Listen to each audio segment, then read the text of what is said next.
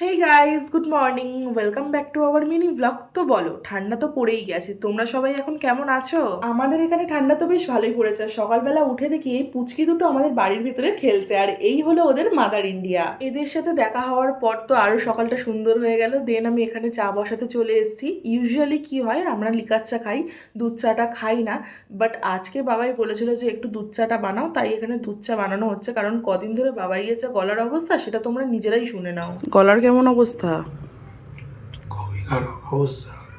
তোমরা দেখতেই পাচ্ছ, আওয়াজ বেরোচ্ছে না গলা দিয়ে। আর আমার এখন গলার কি অবস্থা করেছে সেটা তো তোমরা শুনেই নিলে। তারপরেও এখানে ব্রেকফাস্টটা করে চলে গেছিল ডাক্তার দেখাতে, আর আমি এখানে আমার ডাক্তারের অ্যাপয়েন্টমেন্ট নিচ্ছিলাম। আমি কি জন্য ডাক্তার দেখাবো সেটা জানতে হলে কিন্তু চ্যানেলে আমাদের অলরেডি বড় ব্লগ আপলোড আছে।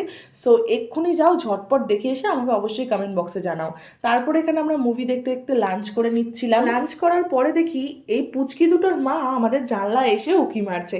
তখনই বুঝতে পেরেছি হয়তো খিদে পেয়েছে, আর ও যেহেতু নিউবর্ন বেবি জন্ম দিয়েছে সেই জন্য ওরও খিদে পাওয়াটা স্বাভাবিক।